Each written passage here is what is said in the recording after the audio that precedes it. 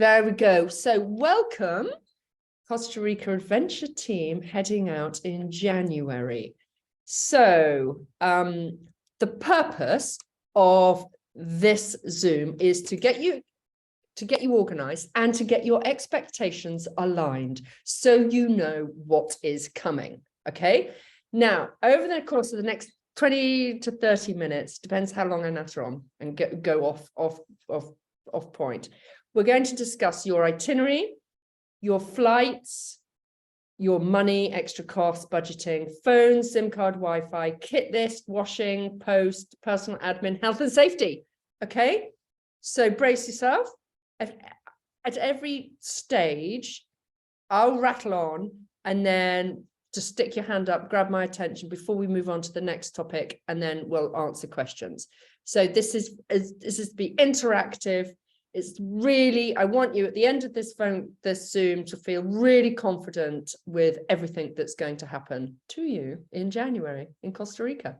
Okay, so first up, we're going to discuss your flights. Okay, I'm now just going to get to the flight list. We don't have flights for Luke, Asher, Angus, Aaron, Ben. We don't have your flights logged.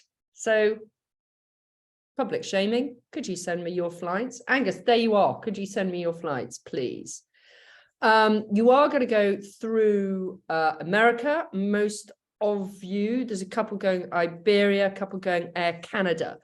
For all those going through America, remember you need your ESTA. It takes 24 hours to get it. Just do it now. Again, those going through Canada, you also need your transit visa. Do not forget that.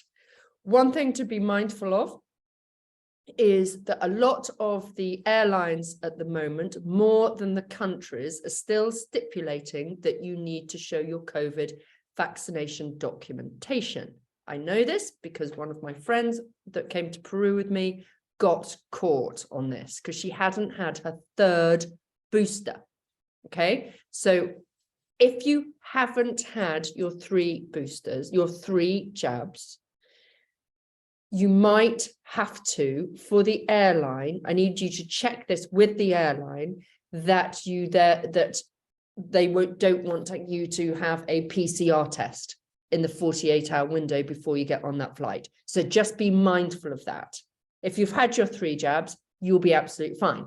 But occasionally, like KLM, not that you are going KLM are absolute sticklers for that.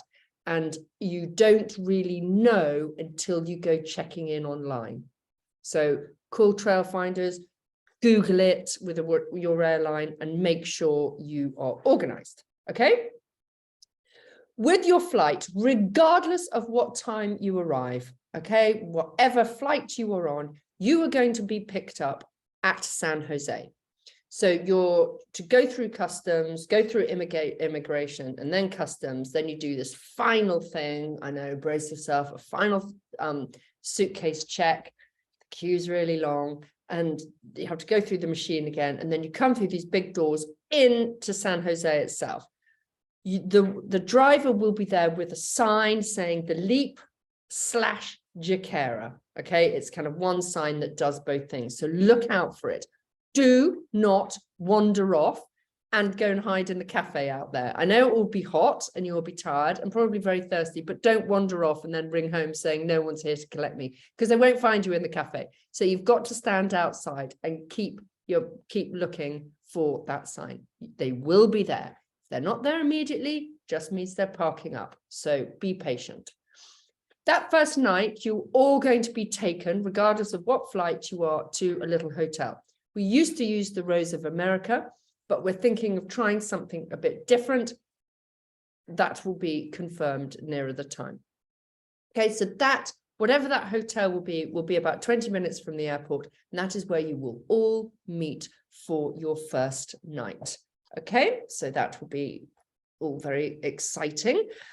So now any questions on your flights? All good? Okay. So now we're going to go through your itinerary. Just going to get a different document up.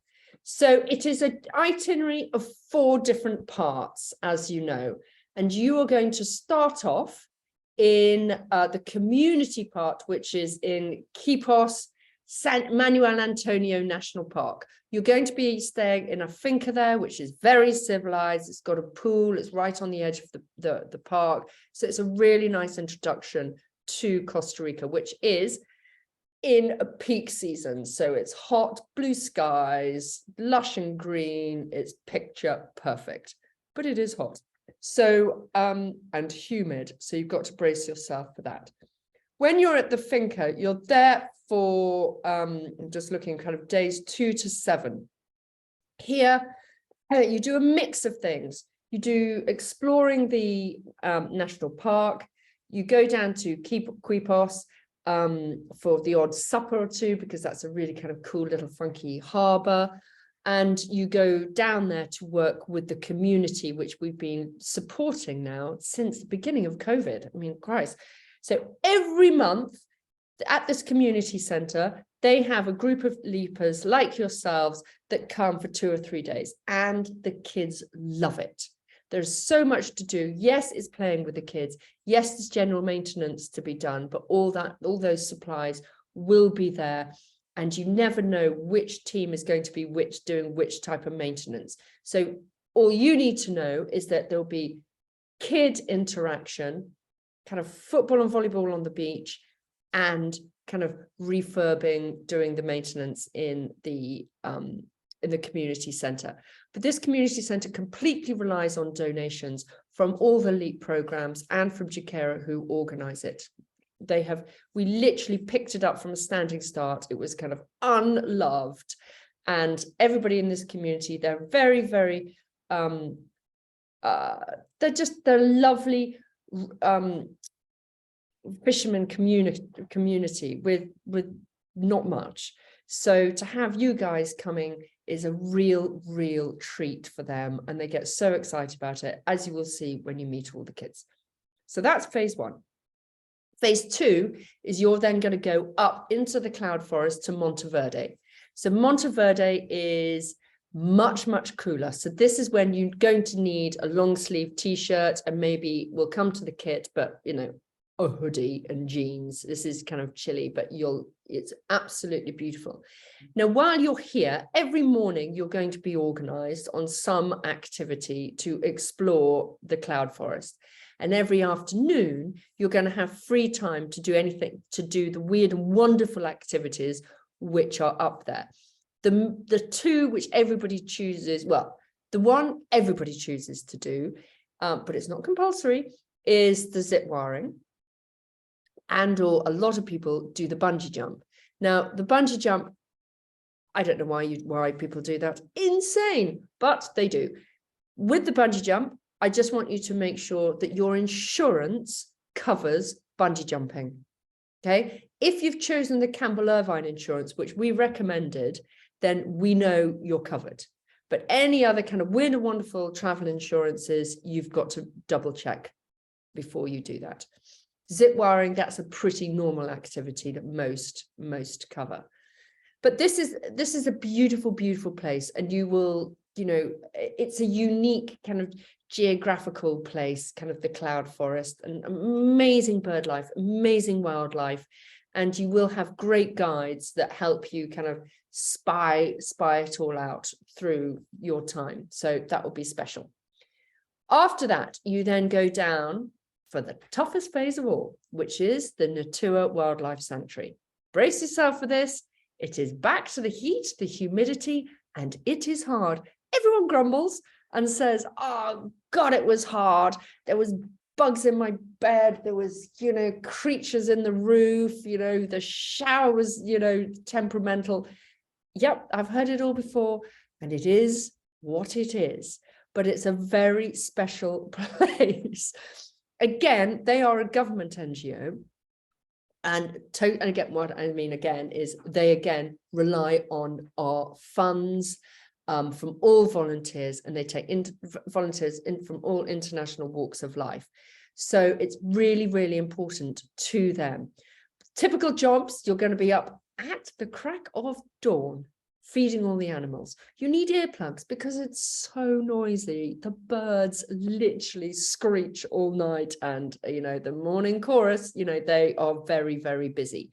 But you're going to be doing the feeding, that is for sure, every morning and every evening, cleaning out some of the cages, mending some of the cages, tidying up, moving kind of branches if there's been a storm. There is loads and loads of jobs, but it's manual.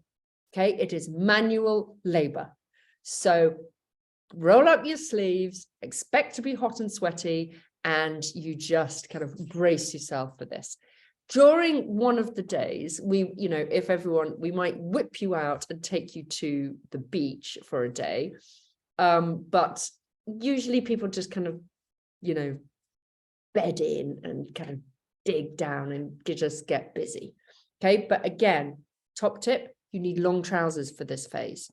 Okay, so again, we'll come to the kit, but the best trousers to take, girls, well, and boys, are those voluminous, really thin cotton harem style pants.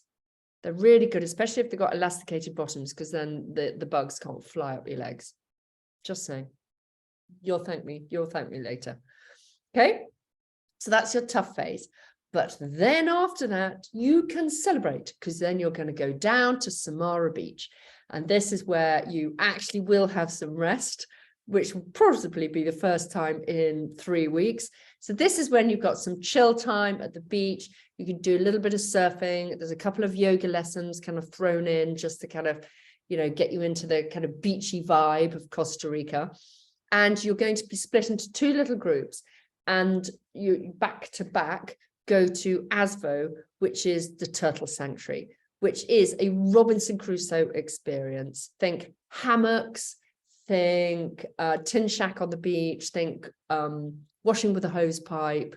Everyone cooks for each other, so it's a real experience. Everyone loves this phase. Now in January you should be really lucky, because it is the turtle season. So fingers crossed that you will see some turtle action. But again, it's nature. You just can't predict it. So but you're usually at this time of the year pretty lucky. From then Samara Beach, then you will be taken back to San Jose at the end, okay, for your final night, and then you disappear off the next day. So any questions on the order of events and the 4 different phases that you've got coming? No. Good. Okay. I'm now just going to whiz through the expectations, what's included and what's not in each phase, because people then, can kind of start budgeting. I hope the itinerary that I sent you with the invitation to this Zoom has it all listed, but I'm just going to whiz through it so you all know. Your first night when you arrive in San Jose, your supper's included, okay? When you're in your first phase at the finca, all your meals are included apart from 2 suppers, okay? Suppers, when you're out at the community center, often everybody wants to stay, and now we've just kind of made it, yes, that will happen, down in Quepos, having a pizza or something like that. So you have that flexibility. When you're in the cloud forest, only breakfast and lunch are included. Supper is out and about, and you will be directed to the really nice places to go. Now, there are some really nice places to go, but you're not to go to those places. You're to go to the kind of the local places which kind of cook delicious food. You'll be directed to those to keep the costs down. At Natua, all food is included. At Samara, at the beach, breakfast and lunch is included. Supper is not. So you have the flexibility to go and explore all the beachside cafes and little restaurants. When you're at the Turtle Sanctuary, all food is included. When you go to San Jose for the last night, your supper will be included. Okie dokes. The only extra thing which we can't really manage, but you've just got to be flexible with, is when you are moving from A to B, all depends on the time of day that you get up and where you have lunch. And occasionally, most people it's easier to have lunch on the hoof, and you'll stop off at some little place, grab a smoothie and a snack and carry on. So there won't be packed lunches on those days. It will just be a kind of fend for yourself. But more often than not, you get to the next destination in time for lunch. But in case you don't, that will be what everyone needs to do. Okay. Activity-wise, the activities that everyone budgets for and actually loves to do. Okay. When you're at the finca, all activities are included. When you're in the cloud forest, the two activities that everybody loves to do is the zip wire, which is 65. Well, it was in 2022, $65. The bungee jump, about $75 to $80. Okay, there are also weird and wonderful things like going on coffee tours, going horse riding, and they're all kind of about $30-ish. When you're in a tour, all activities are included. But if you get taken out and it's an optional extra to go to the beach, you can do this island tour, which is called,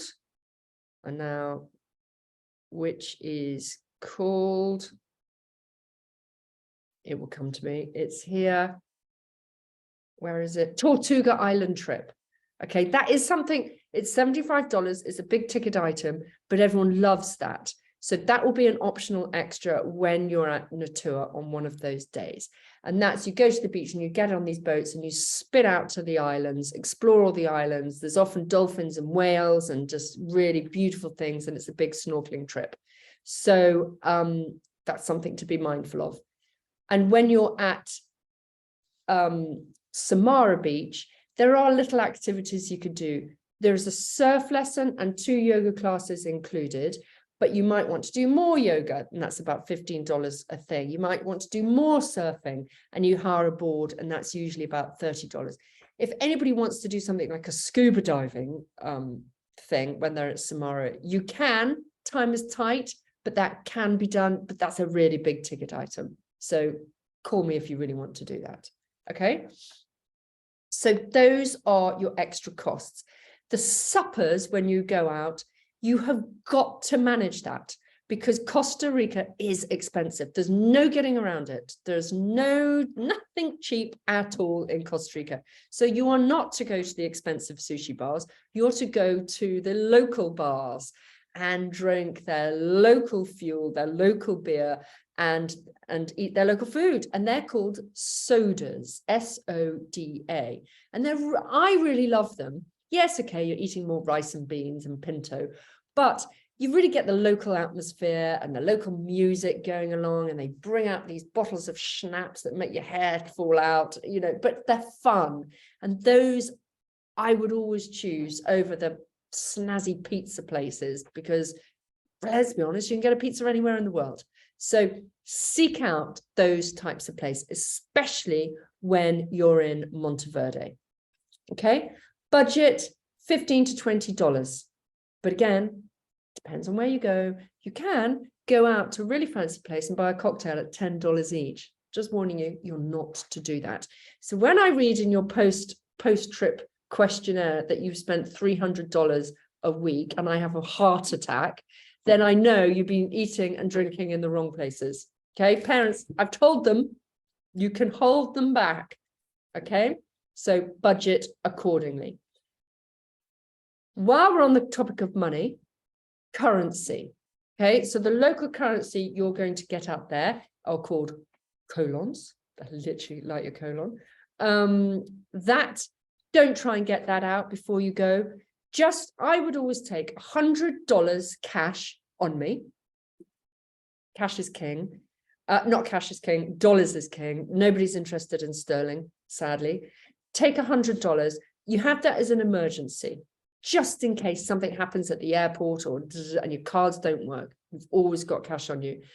And when you get there, you'll be taken to the local ATM to get the local currency out. When it comes to cards, I would take 2 cards. I would take your normal debit card. keep that squirreled away. And I would always use a Revolut, Monzo, or Starling. Starling, weirdly, is the best in Costa Rica. We have the least problems with Starling. Monzo and Revolut can be a little tricky, especially the Monzo. Okay, a lot of ATMs don't recognize it. So Starling is good, but your debit card always works. But of course, with your debit card, you're going to get those charges. Okay. Little and often money out. If you're doing the Monzo Revolut Starling card for this trip and beyond, top tip, only have 150 quid on that card at any one time. Okay. Don't push all your lovely savings over to it. Now, this is not really for your trip when you're with us, because you're not going to get mugged. But when you've left and a lot of you are going independently traveling afterwards, it's just a clever thing to have, just in case your card got nicked or you were forced to go to an ATM with an idiot. When you get there, and they say, you know, or they try and they get into your card, they can only take maximum 150 quid out.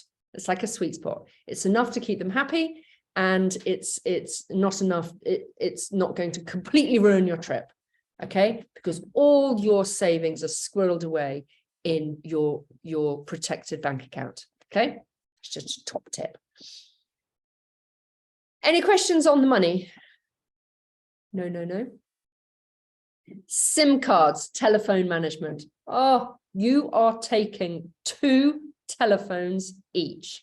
You're taking your proper phone, which has got everything on it, and you're taking a backup phone, because invariably someone is going to drop their phone, lose their phone, get their phone nicked, cracked, you name it, and you cannot replace these phones overseas. You can, but it will cost you a fortune. So I know most people have got a backup phone sitting in a kitchen drawer at home. Sling it in your bag, okay? And make sure it's open so that you can put a local SIM or, you know, a new SIM in that card, okay?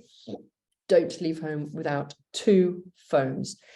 Local SIM cards, so easy to get out there. Wi-Fi, well, I'm about to say everywhere, but actually going through your itinerary, when you're in San Jose, first night, great Wi-Fi. Airports, great Wi-Fi. When you're at the finca, sketchy Wi-Fi. So when you go to the restaurants, great Wi-Fi.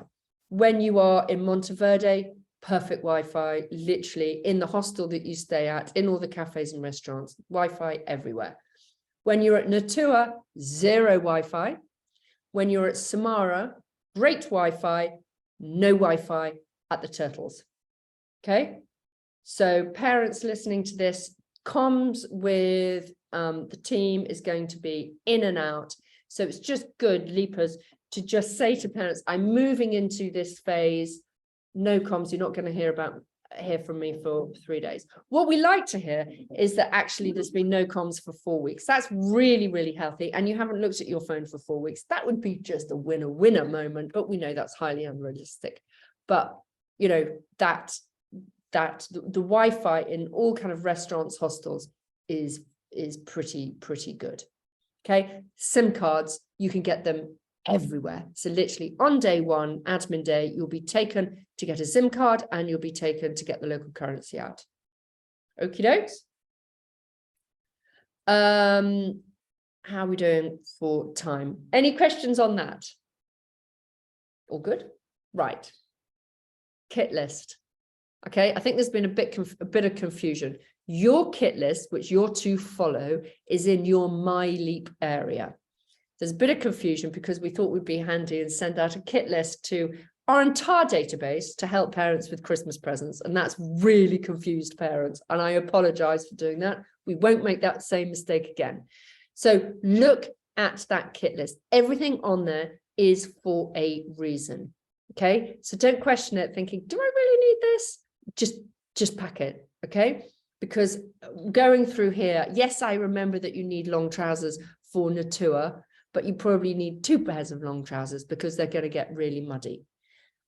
Less is more when you're packing, and at every place You can do your own washing, and in Monteverde and at Samara, there are lots of laundry services, okay, which cost about $10 to do a load. So it's very easy to manage.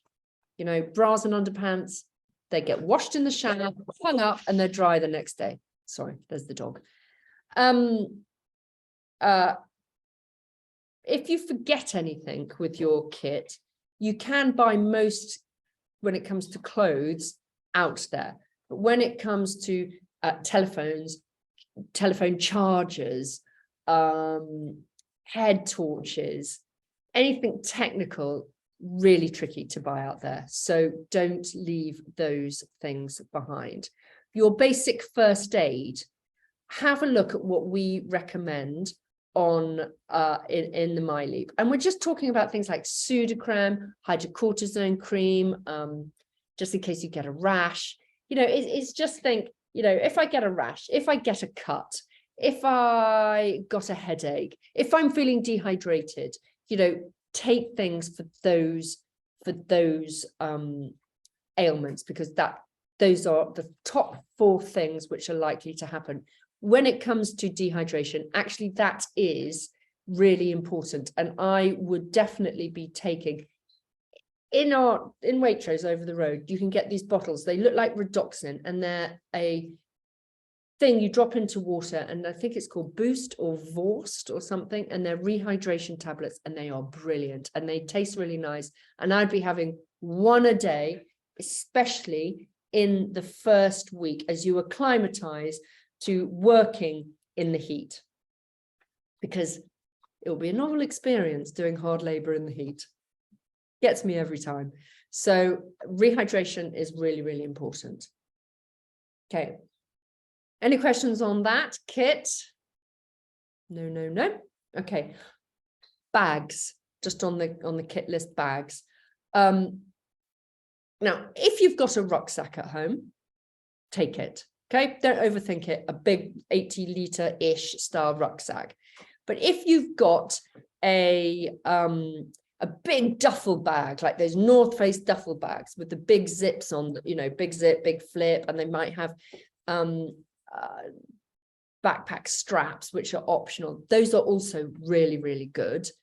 And then what you really need is a very useful day pack, a sturdy day rucksack, 20-ish litres. So when you go on the hikes, you can take your bathing costume, a towel, just in case you're going farther, doing the waterfall trek, for example, in phase 1.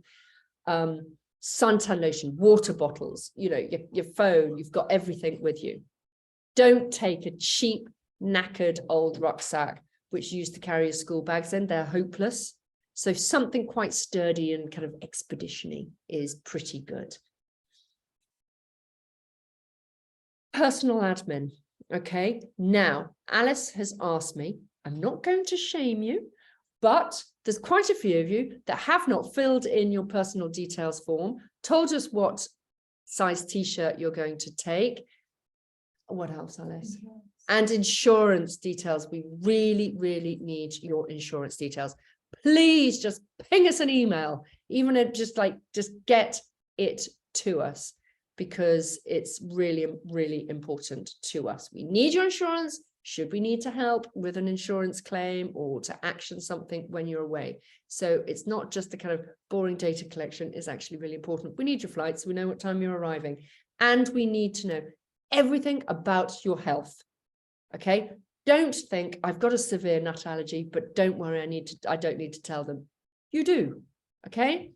Anything that you think we need to know so that we can make your experience better out there. So all mental health issues, dietary issues, fears, you name it, tell us, and we'll be the judge of whether we think it's, you know, important or not, but we will therefore have our team in the know. Okay. Last thing, health and safety. Woohoo. Okay, health and safety. I touched on that briefly with the dehydration, the cuts, headaches, that type of thing. Okay, those are the kind of run of the mill. in each phase, you, the team leaders, I think your team leader is going to be Val. She's hugely experienced at this. She will be running through with you the do's and don'ts in each place. So please listen. It's really important. When you're in phase 1 and you're going on the waterfall trek, you're not going to jump in the waterfalls at 20 feet, okay? Even though you might do that on a summer holiday with your parents, you're just not going to do it with us in the middle of the jungle. When you're at the wildlife sanctuary, you're not going to stick your finger through the fence with the wild monkeys on the other side. I mean, Jesus Christ, you can't script some of the things that have happened to us in the past. So promise me you're not going to stick your finger in with the wild animals and think that that's okay, because you will be returning home with one less finger. Okay, so listen up. Drunken disorderly behavior. Okay, everyone's going to have a few drinks. We're pretty realistic with that. But let's not be that idiot that really gets drunk and throws up everywhere and just is boring and ruins it for everyone else. There's always one in the group that has to have an email from me to say, come on, this is not a school trip. We are not going to treat you like you are at school. You have freedom, but you've just got to be respectful to each other. Because nobody wants that idiot coming into their dorm, throwing up everywhere. You did that, you know, a few years ago, not now. When it comes to drugs, again, we will talk to you about that. You know, drugs, it's Central America. It is everywhere, but not on our watch. Okay? It's just not the time and the place. This is a healthy, active adventure, team adventure, where you're all going to work together, all going to look after each other and have a really good time. Okay, so all that kind of stuff, you know, drinking in moderation. Okay, that's with my grown-up mother hat on. Any other questions? You're good to go. Yeah. Okay, well, between now and departure, we are going to be closed between Christmas and New Year. So you can email us and we will pick up the emails intermittently, but we will be back here straight after the New Year to, you know, answer any last minute worries. But you're in for a treat. You are, oh, the last thing, onward travel. Okay, I know a lot of you want to travel on afterwards. Easily done. You extend and change your ticket probably in week 3 when you get to Samara. So I don't want any of you worrying about that. Am I going to make friends? Who am I going to travel with? It naturally happens. 80% of our leapers arrive not knowing someone, not thinking I'm going, you know, who don't know what's going to happen, and 80% go on onward traveling. And we will direct you through Leap VIP, of which you are all members. You have to click out of Leap, My Leap, and click back into Leap VIP. And you've got itineraries there, and we will get you organized in country and direct you before you head off. Most people head off north up to Guatemala, Mexico, or south, maybe down to Panama, Colombia, Peru, that direction. Okay, we'll assist. So don't give it a single thought until week 3. Okay, right, that's it from me. Happy Christmas to you all. Goodbye. Thank you. Bye. Bye. Thank you.